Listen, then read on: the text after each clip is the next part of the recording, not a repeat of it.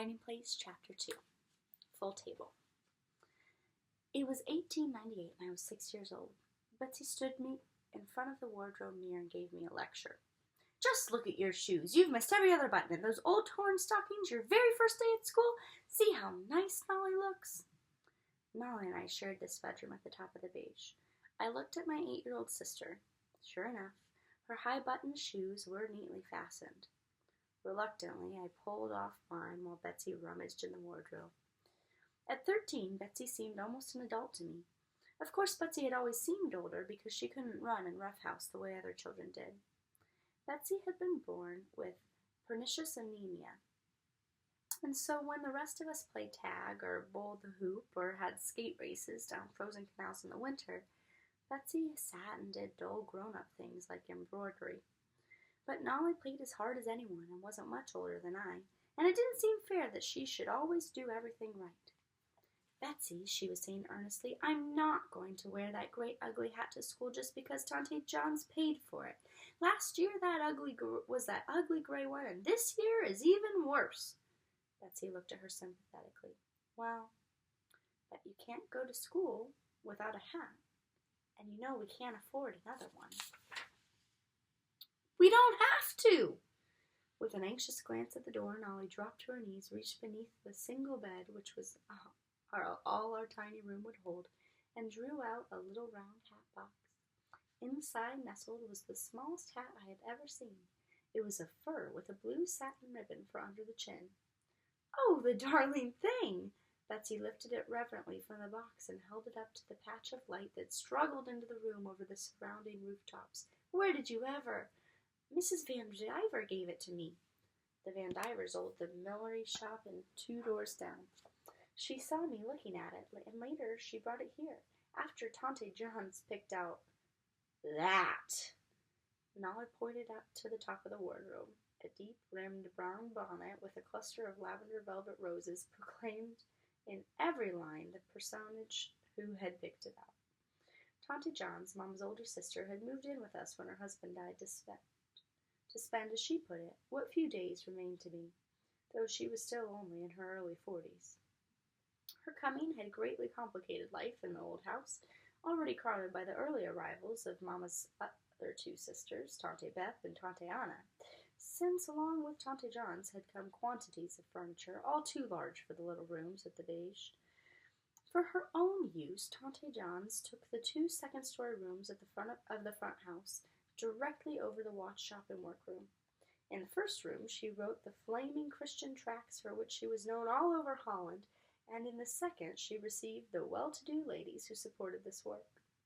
Tante John's believed that our welfare in the hereafter depended on how much we could accomplish here on earth. For sleep, she partitioned off a cubicle from her writing room, just large enough to hold a bed. Death, she often said, was waiting to snatch her up from her work, and so she kept her hours of repose as brief and businesslike as possible. I cannot remember life in the beige before Tante John's arrival, nor whose these 2 rooms had been before. Above them was a narrow attic beneath the steep, sloping roof of the first house. For as long as I could recall, the space had been divided into 4 truly miniature rooms. The first one, looking out over the Bartelsjorisstraat, and the only one with a real window, was Tante Beth's. Behind it, strung like railroad compartments of narrow aisle, were Tante Anna's, Betsy's, and our brother Willem's. 5 steps up from these rooms, in the second house behind, was Nolly's and my small room, beneath our mamma's and father's room, and beneath theirs the dining room, with the kitchen tacked like an afterthought to the side of it. If Tante John's share of this crowded house was remarkably large, it never seemed so to any of us living there. The world just naturally made place for Tante John's. All day long the horse-drawn trolley clopped and clanged past our house to stop at the Grote Markt, the central town square half a block away. At least that was where it stopped for other people. When Tante John's wished to go somewhere, she stationed herself on the sidewalk directly in front of the watch shop door, and as the horses thundered close, held up a single gloved finger. It looked to me more possible to stop at the sun in the sky than to halt the charge of the trolley before its appointed place. But it stopped for Tante John's, brakes squealing, horses nearly falling over one another, and the driver tipped his hat as she swept aboard. And this was the commanding eye past which Nolly had to get the little fur hat. Tante John's had bought most of the clothing for us three girls since coming to live with us, but her gifts had a price. To Tante John's, the clothes in fashion when she was young represented God's final say on human apparel. All change since then came from the style book of the devil. Indeed, one of her best-known pamphlets exposed him as the inventor of the mutton sleeve and the bicycle skirt. "I know," I said now, as the button hook in Betsy's swift fingers sped up my shoes. "You could fit the fur hat right inside the bonnet. Then, when you get outside, take the bonnet off." "Corrie!" Nolly was genuinely shocked. "That wouldn't be honest." And with a baleful glance at the big brown hat, she picked up the little fur one and started after Betsy round the stairs down to breakfast. I picked up my own hat, the despised gray one from last year, and trailed after them, one hand clinging to the center post.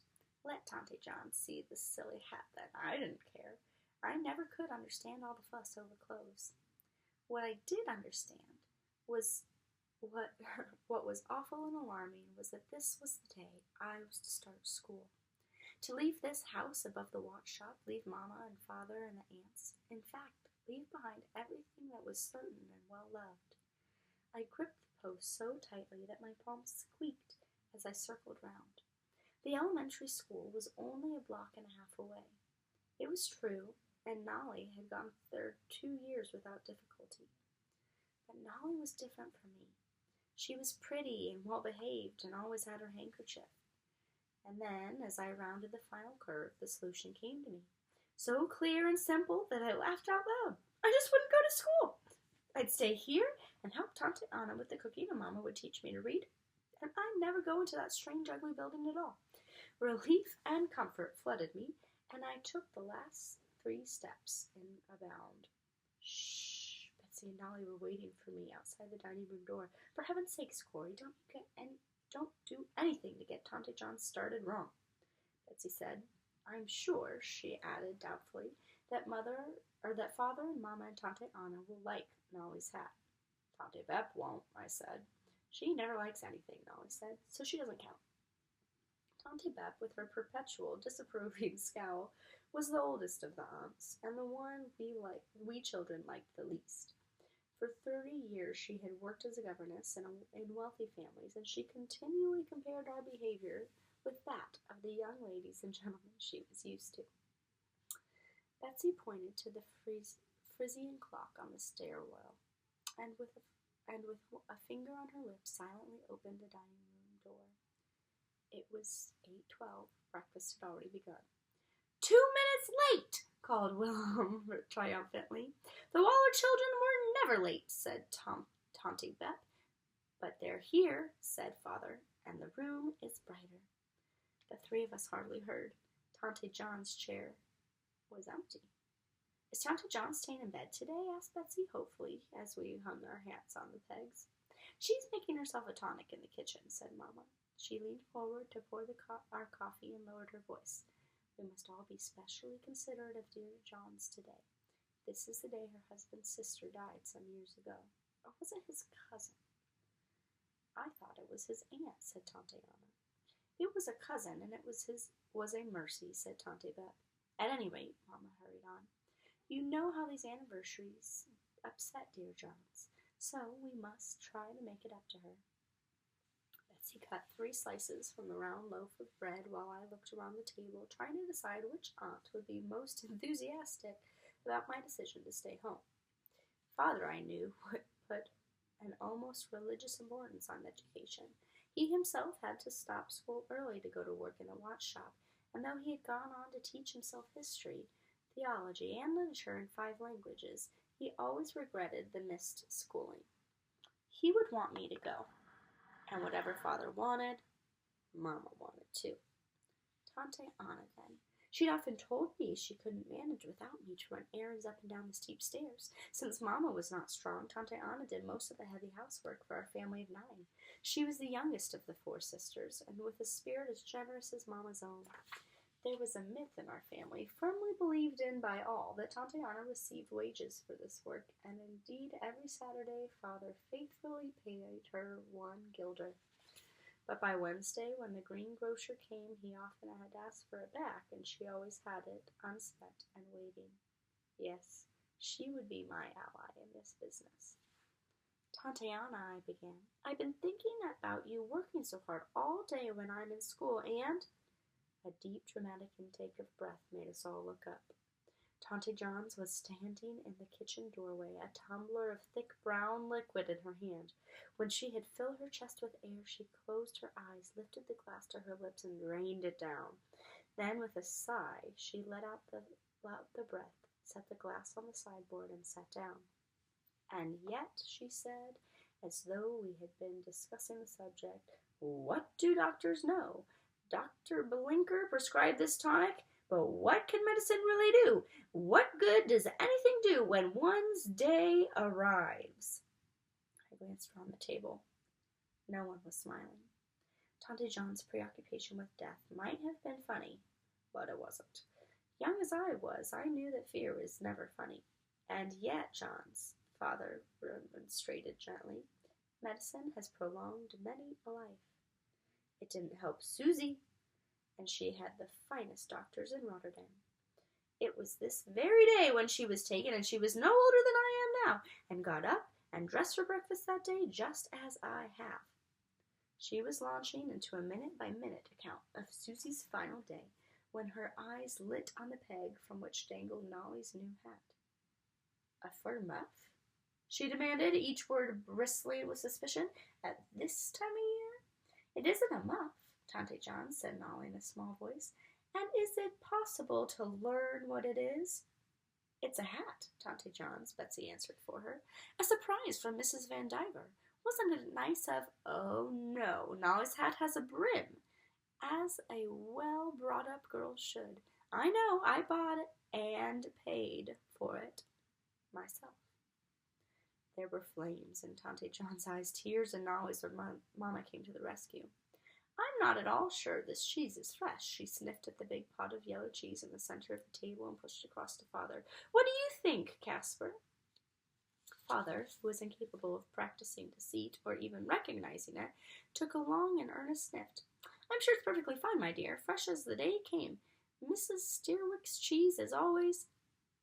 Catching Mama's look, he stared from her to John's in confusion. Oh, John's, what do you think? Tante John seized the pot and glared into it with righteous zeal. If there was one subject which engaged her energies even more completely than modern clothing, it was spoiled food. At last, almost reluctantly, it seemed to me, she approved of the cheese, but the hat was forgotten. She had plunged into a sad story of an acquaintance, at my very age, who had died after eating a questionable fish, when the shop people arrived and Father took down the heavy Bible from its shelf. There were only 2 employees in the watch shop in 1898, the clockman and Father's young apprentice errand boy. When Mama had poured their coffee, Father put on his rimless spectacles and began to read. Thy word is a lamp unto my feet, and a light unto my path. Thou art my hiding place and my shield. I hope in thy word.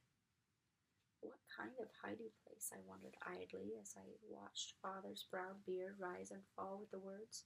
What was there to hide from?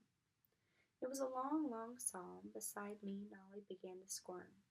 When at last Father closed the big volume, she, Wilhelm, and Betsy were on their feet in an instant and snatching up their hats. Next minute they had raced down the last 5 stairs and out the alley door. More slowly, the 2 shop workers got up and followed them down the stairs to the shop's rear entrance. Only then did the 5 adults notice me still seated at the table.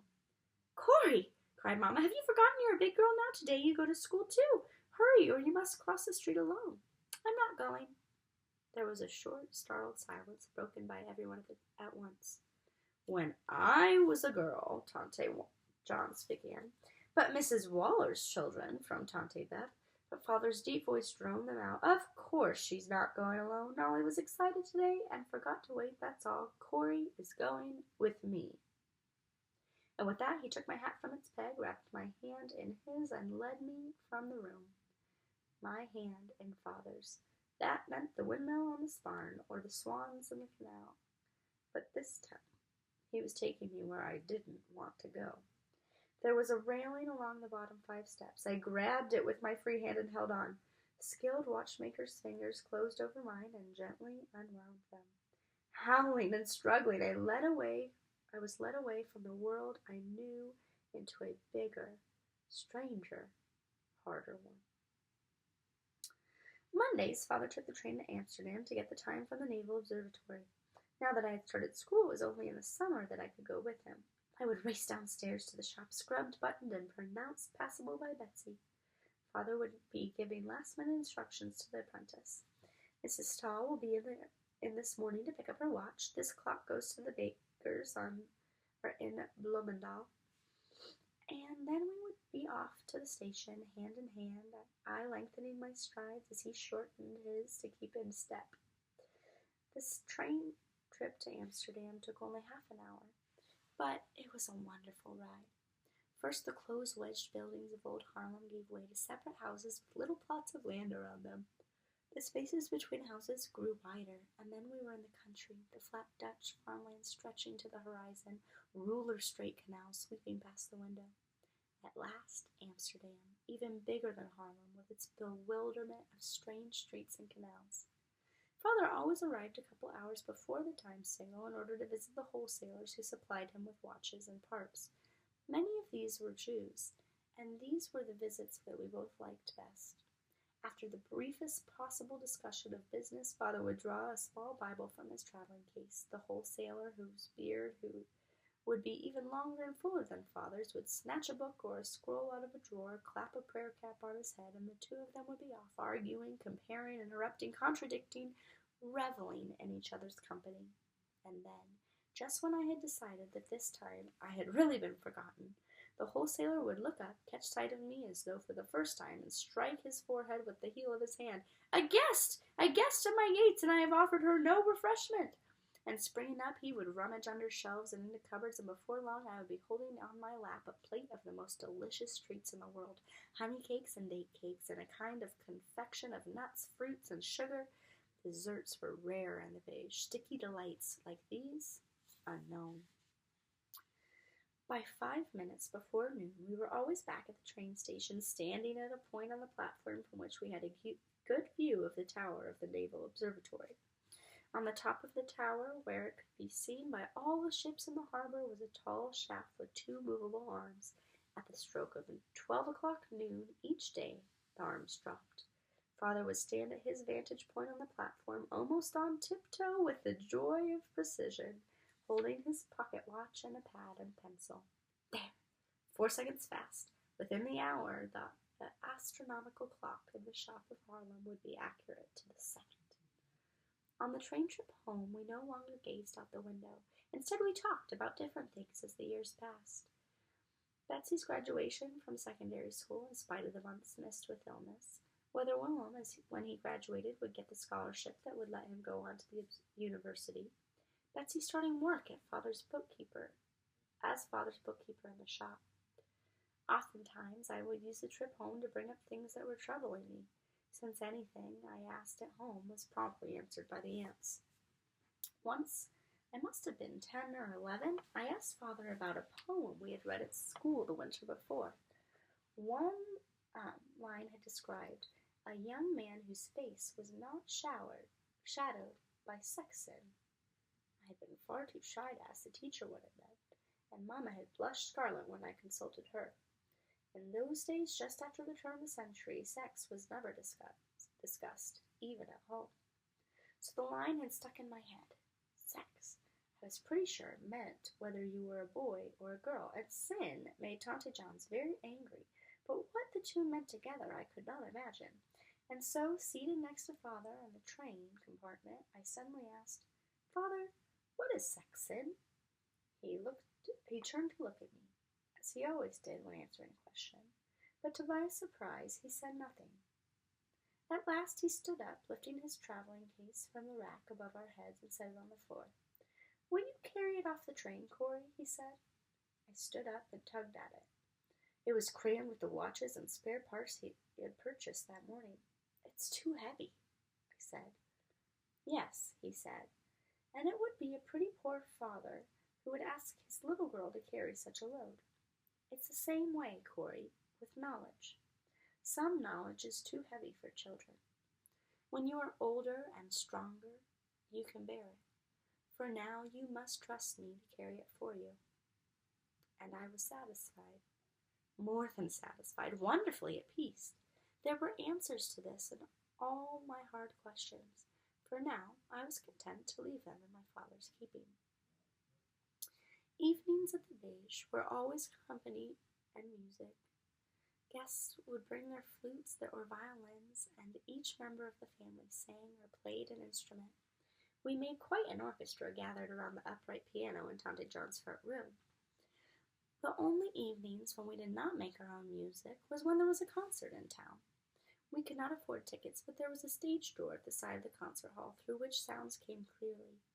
There in the alley outside the store, we and scores of other Harlem music lovers followed every note. Mama and Betsy were not strong enough to stand so many hours, but some of us from the beige would be there, in the rain and snow and frost, and while from inside we could hear coughs and stirrings, there was never a rustle in the listeners at the door. Best of all was when there were concerts at the cathedral, because a relative was sexted there. Just inside his small private entrance, a wooden bench ran along the wall. Here we sat, our backs chilled by the ancient stone, our ears and hearts warmed by the music. The great golden organ was one that Mozart had played, and some of its notes seemed to come from heaven itself. Indeed, I was sure that heaven was like St. Bavo's, and probably about the same size. Hell, I knew, was a hot place, so heaven must be like this cold, dank, holy building, where smoke rose like incense from the foot warmers of the paying customers. In heaven, I fervently believed, everybody had foot warmers. Even in the summer, the chill never left the marble grave slabs of the floor. But when the organist touched the keys, we scarcely noticed. And when he played Bach, not at all. I was following Mama and Nolly up a dark, straight flight of stairs where cobwebs clutched at our hair and mice scuttled away from us. The building was less than a block from the beige, and probably a century newer. But here was no Tante Anna to wax and scrub. We were going to see one of many poor families in the neighborhood whom Mama had adopted. It never occurred to any of us children that we ourselves were poor. The poor were people you took baskets to. Mama was always cooking up nourishing broths and porridges for forgotten old men and pale young mothers. On days, that is, when she herself was strong enough to stand by the stove. The night before, a baby had died, and with a basket of her own fresh bread, Mama was making the prescribed call on the family. She toiled painfully up the railless stairs, stopping often for breath. At the top, a door opened into a single room that was obviously cooking, eating, and sleeping quarters all in once. There were already many visitors, most of them standing for lack of chairs. Mama went at once to the young mother, but stood frozen on the threshold, just to the right of the door, or so still in the homemade crib was the baby. It was strange that a society which hid the facts of sex from children made no effort to shield them from death. I stood staring at the tiny, unmoving form with my heart thudding strangely against my ribs. Nolly, always braver than I, stretched out her hand and touched the ivory white cheek. I longed to do it too, but hung back, afraid, for while curiosity and terror struggled in me, at last I put one finger on the small, curled hand. It was cold. Cold as we walked back to the beige, cold as I washed for supper, cold even in the snug gas-lit dining room. Between me and each familiar face all around the table crept those small, icy fingers. For all Tante John's talk about it, death had been only a word. Now I knew that it could really happen. If to the baby, then to Mama, to father? To Betsy? Still shivering with that cold, I followed Nolly up to her room and crept into bed beside her. At last we heard Father's footsteps winding up the stairs. It was the best moment in every day, when he came up to tuck us in. We never fell asleep until he had arranged the blankets in his special way and laid his hand for a moment on each head. Then we tried not to move even a toe. But that night, as he stepped through the door, I burst into tears. "I need you," I sobbed. "You can't die, you can't." Beside me on the bed, Nolly sat up. "We went to see Mrs. Hogg," she explained. "Corrie didn't eat supper or anything." Father sat down on the edge of the narrow bed. "Corrie," he began gently, "when you and I get to Amsterdam, when do I give you your ticket?" I sniffed a few times, considering this. "Why, just before we get on the train." "Exactly. And our wise Father in heaven knows when we're going to need things too. Don't run out ahead of him, Corrie.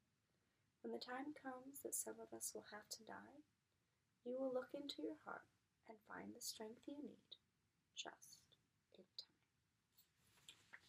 That's the end of chapter 2. You'll have to come back for chapter 3.